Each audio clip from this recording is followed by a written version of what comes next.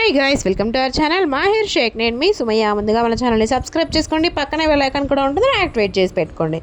ఈరోజు మన రెసిపీ వచ్చేసరికి రాగి రొట్టె అనమాట. ఇది కూడా కర్ణాటకలో ఫేమస్ డిష్. డైలీ బ్రేక్ఫాస్ట్కి తింటూ ఉంటారు హోటల్స్లో కూడా. చాలాసార్లు చూసాను నేను.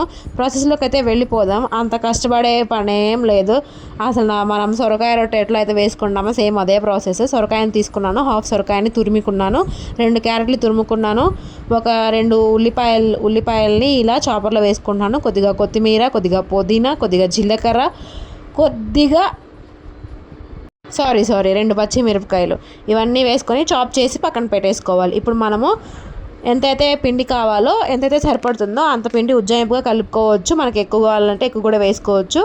ఇది ఈక్వల్గా ఉంటే బాగుంటుంది. సొరకాయ తురుము ఎక్కువగా ఉంటే బాగుంటుంది అనమాట. కొంచెం రాగి పిండి తీసుకున్నాను, అంటే 1 కప్ అనుకోండి. అందులోనే కొంచెం వరకు సాల్ట్ అయితే యాడ్ చేసుకుంటున్నాను. కల్లుప్పు యాడ్ చేసుకోవద్దు. సాల్ట్ యాడ్ చేసుకొని మొత్తం బాగా కలిసిపోయిన తర్వాత మనం ముందుగా తురిమి పెట్టుకున్న సొరకాయ తురుము, క్యారెట్ తురుము, అల్లం తురుము, ఈ 3 కలిపేసి వేసుకుంటున్నాను. ఇవి 3 వేసుకుంటే మనం అసలు కలిపేటప్పుడు వాటర్ యూజ్ చేయాల్సిన పని లేదనమాట. దీంతోనే కలుస్తుంది. ఎలా అంటే అది క్యారెట్ తురుము మరియు సొరకాయ తురుములో వాటర్ ఉంటుంది కాబట్టి అవి వాటితోనే సరిపోతుంది. అందులో ఉన్న వాటరే సరిపోతుంది. సరిపోతే కొంచెం నీళ్ళు వేసుకొని కలుపుకోవచ్చు అనమాట. క్యారెట్ తురుము, సొరకాయ తురుము, అల్లం తురుము, ఈ 3 వేసుకున్న తర్వాత మనం ముందుగా చాప్ చేసి పెట్టుకున్న ఉల్లిపాయలు, పచ్చిమిరపకాయలు, పుదీనా, కొత్తిమీర, పచ్చిమిర్చి, జీలకర్ర మొత్తం వేసి మనం చాప్ చేసి పెట్టుకున్నాం కదా, ఆ మిశ్రమాన్ని కూడా ఇందులోనే వేసేసి బాగా ఫస్ట్ గట్టిగా కలుపుకోవాలన్నమాట. ప్రెస్ చేసుకుంటూ కలుపుకోవాలి. సొరకాయలో నీరు తక్కువగా ఉన్నట్టయితే అప్పుడు మనకి కొంచెం నీళ్ళు పడతాయి అన్నమాట. సో సొరకాయ తెచ్చుకుని 4 రోజులైంది, అందుకోసమనే కొంచెం నీళ్ళు అబ్జర్వ్ అయిపోయినట్టున్నాయి. గట్టిగా అయింది పిండి. కొంచెం వాటర్ పోసుకొని కలుపుకుంటున్నాను. మీరు చూసుకుంటూ కలుపుకుంటే సరిపోతుందన్నమాట.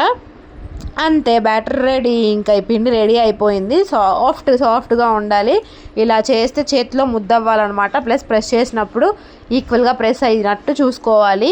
తర్వాత మనము వెట్ క్లాత్, అంటే తడిగుడ్డ తీసుకోవాలన్నమాట. ఒక ప్లేట్ తీసుకొని వెనక వైపు తిప్పి దాని మీద ఈ క్లాత్ని పరుచుకున్నాను. దాని మీద ఒక మీడియం సైజులో పిండిని తీసుకొని ఇలా స్ప్రెడ్ చేసుకున్నాను అనమాట. ఇలా వెట్ క్లాత్ మీద వేసుకున్నట్టయితే మనకి ఎంత పలుచగా కావాలంటే అంత పలుచగా వస్తుంది రొట్టె అనేది. ఇక్కడ రాగి రొట్టె అంటారనమాట. చాలామంది బాగా తింటారు ఇక్కడ బ్రేక్ఫాస్ట్లో, హోటల్స్లో. చాలాసార్లు చూశాను, అందుకోసమనే ఈ రెసిపీ కనుక్కున్నాను. అంత కష్టపడే పని ఏం లేదని తర్వాత అర్థమైంది. మన సైడ్ సర్వపిండిలాగా చేసుకుంటాం కదా, అలానే అనమాట. అక్కి రొట్టె అంటారనమాట. అక్కి రొట్టె అంటే బియ్య పిండితో చేసుకునేది, రాగి రొట్టె అంటే రాగి పిండితో చేసుకునేది. ప్రాసెస్ మొత్తం సేమ్. మీకు అది కూడా కావాలి, అక్కి రొట్టె కూడా ఎలా చేస్తారో కావాలి అంటే కామెంట్ చేయండి, అది కూడా చేసి వీడియో పెడతాను. సో మీరు ఈ మధ్య కామెంట్ చేయట్లేదు రెసిపీస్ కోసం. మీరు కామెంట్ చేస్తే నేను ఇంకా ఇంట్రెస్ట్గా చేస్తూ ఉంటానన్నమాట. చూడండి, ఇది ఆలస్యంగా కాల్చుకోవాలన్నమాట. పెనం మీద కొంచెం ఎక్కువ టైమే పడుతుంది కాలడానికి. సో మందంగా చేసుకున్నట్టయితే ఇంకా టైం పడుతుంది. రాగి రొట్టె అనేది లోపల వరకు కుక్ అయితేనే బాగుంటుంది అనమాట. ఇలాగా నేను తీసుకున్న పిండికి మినిమం 5 నుంచి 6 రొట్టెలు అయితే వచ్చాయి. చాలా అంటే చాలా బాగున్నాయి. ఈవినింగ్ టైంలో తింటున్నా అనమాట నేను. ఇది ఈ నైట్ టైం చేశాను. సో అందుకోసమే కొంచెం లైట్ ఫెయిల్ అవ్వడం వల్ల కలర్ఫుల్గా కనిపించట్లేదేమో.